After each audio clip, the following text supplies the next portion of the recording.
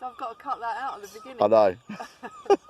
But I think these are all endearing moments, so go with it. Let's leave them in there.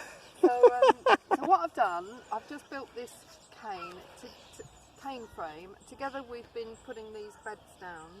Underneath here we've got the clods turned upside down, a layer of grass, and then we've got just soil lifted up and put straight on. Can I just point out, here's two of the beds that are now at different stages. They've got the layer of grass, and then there'll be soil on top and progressing towards what you're doing. Yeah, exactly.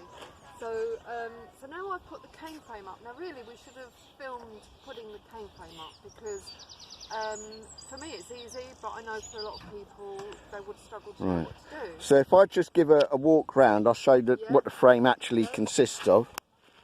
So we started with the uprights.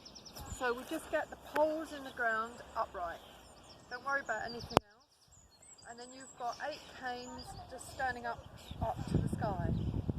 Then we took a cane and we crossed the canes and put it in the middle, all the way across.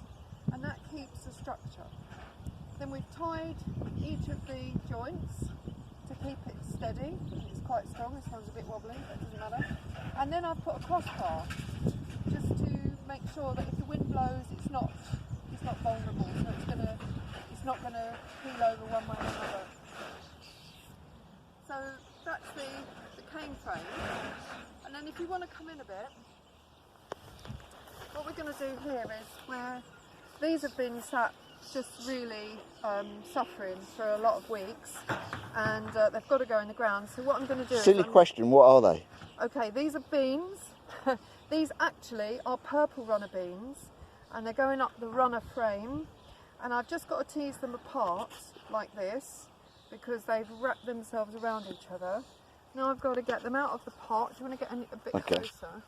I'm going to get them out of the pot, and you can see how those roots are really, really stuck in there. So I'm just going to tease them apart a little bit because we need to sort of split these plants up just a bit. It doesn't matter if you do tear a few roots, as long as every plant has got a piece of root on. Decent root ball. Yeah, so something like that. Yeah. And then I've got to separate them all out, make sure they're not broken, because sometimes in the handling the branches can break. If they break, we'll just have to throw them away, because the minute they've broken they're not going to get any taller. So that's the growing tip. We're looking to make sure that the growing tip is still there, and that's the growing tip. Right, and you I'll can zoom see right into that. Yeah. And you can see if you look all the way down that stem, there's nothing broken there. That's a good plant. Fantastic. It's still got a lot of roots intact. And that's got the roots. So let's just pull that root out there. So there you go. That's that plant with the root intact. Now I'm going to put about 3 around each cane, and when I get some more seeds, I'm actually going to, just for good measure, I'm going to put another seed or 2 around the plants, and there's a reason for that.